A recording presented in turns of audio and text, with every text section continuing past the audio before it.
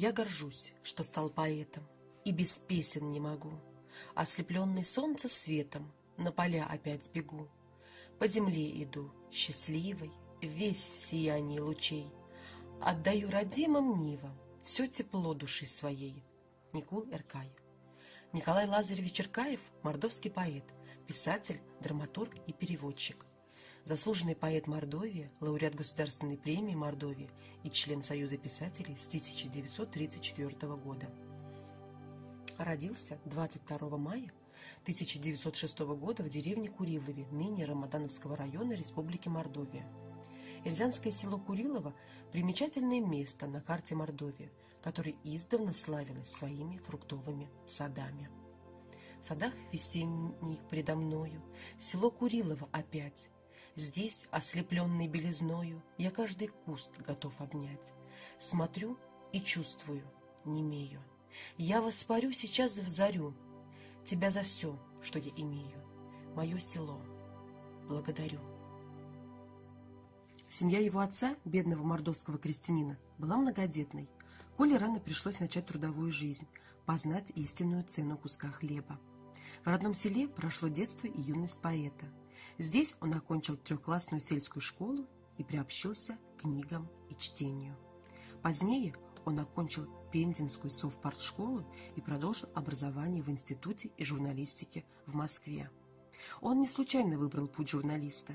Еще живя в деревне, Эркаев стал селькором, посылал очерки и статьи в разные газеты, а в саранской газете «Завод и пашня» печатался постоянно. Его привлекала возможность узнавать новых людей, их жизнь, яркие интересные дела, узнавать, чем живет страна и народ. Позднее он работал в научно-исследовательском институте мордовской культуры, в редакциях газет «Як Серетеште», «Красная звезда», «Эрзянь коммуна», «Советский артист», в журнале «Сурань Толт», «Сурские огни». В 1934 году он был участником первого съезда писателей. Литературную деятельность Никул Эркай начал в конце 20-х годов. Он пишет стихи, поэмы, рассказы, повести и пьесы, стремясь полнее отобразить жизнь своего народа. «Нет минуты у меня свободной, но спасибо говорю судьбе. Я горю, идя стезей народной, часто забываю о себе. Каждое свое стихотворение ранней ранью отправляю в путь. Ведь и жизнь сама одно горенье, только в этом суть». В 1932 году вышел первый поэтический сборник «Модость откстомсть. Земля обновилась». Сборник очерков и рассказов «Корентна наксасть. Корни сгнили».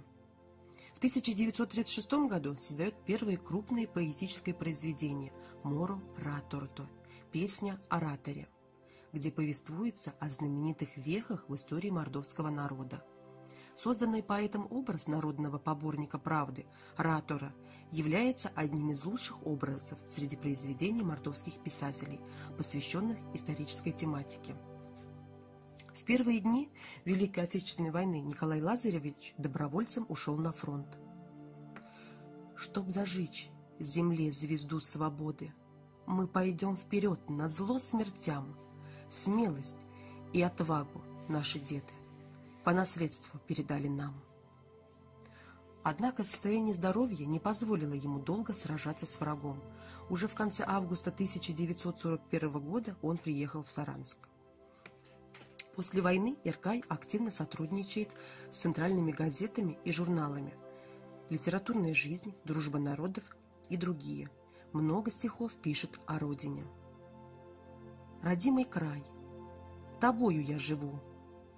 Я в каждом колоске, в былинке каждой.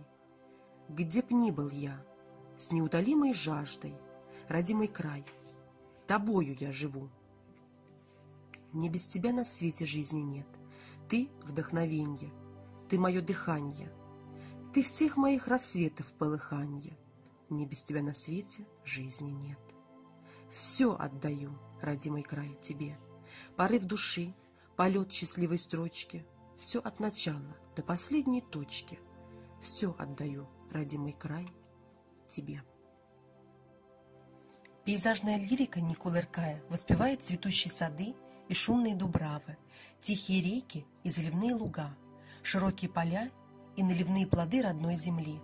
Одним словом, все, что составляет богатство родной Мордовии. Яблоки на ветках, словно мед, по садам душистый запах льется. Здесь невольно сердце запоет, и замрет, и трепетно забьется. Поэзия Николы Эркая стала классикой мордовской литературы. Стихотворения его стали хрестоматийными. Когда я собираюсь писать, то мне кажется, что бумага слишком далеко находится от души и сердца.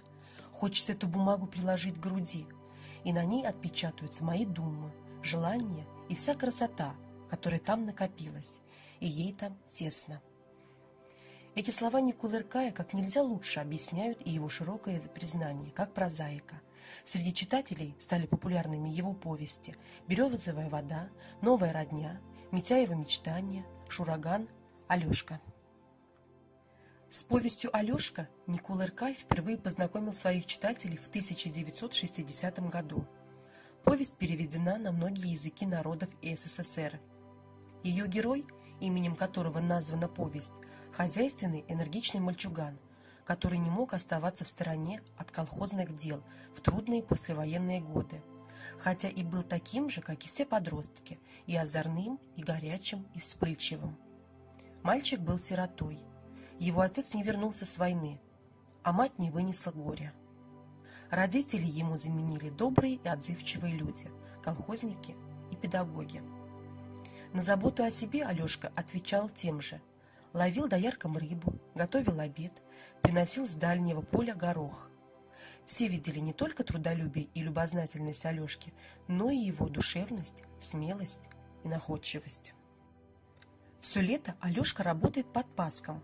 В работе раскрывается для него большой и сложный мир человеческих отношений.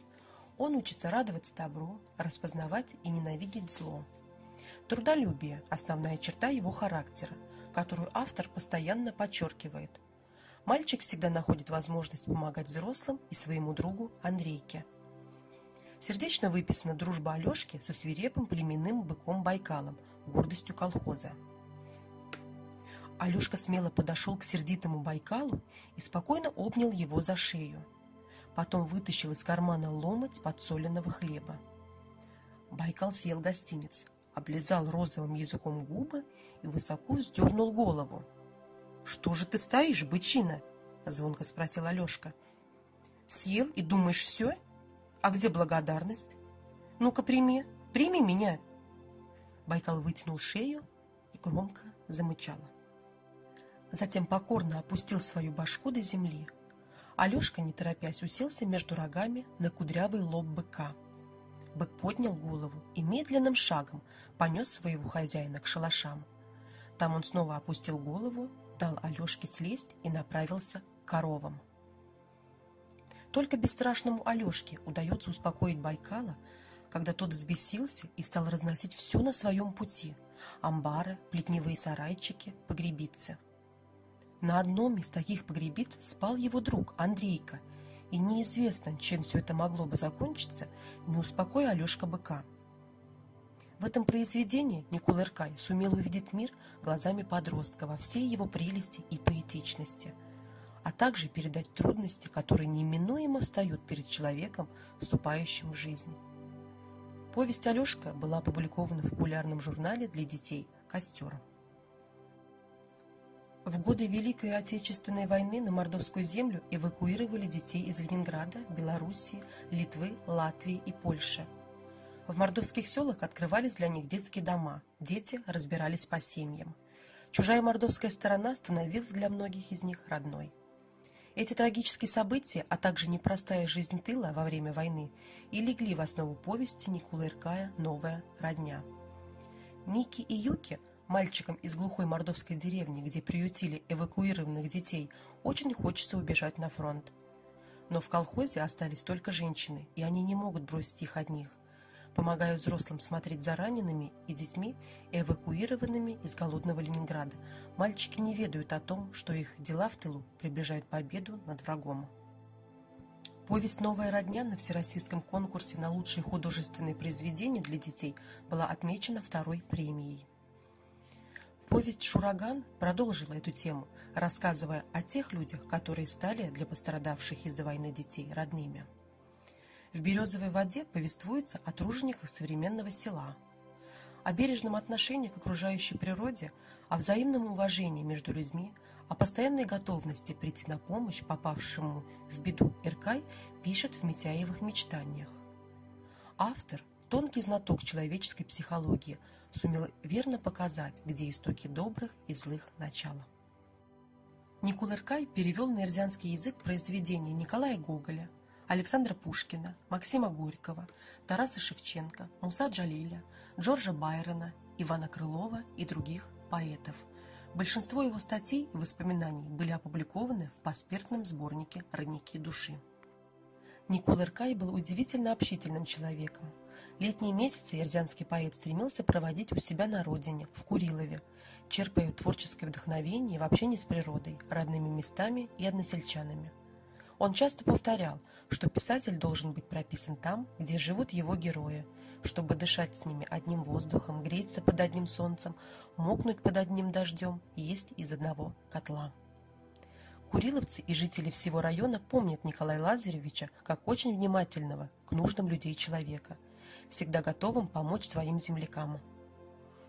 Никол Эркай умер 15 июня 1978 года, похоронен в Саранске. Его именем названа одна из улиц столицы Мордовии.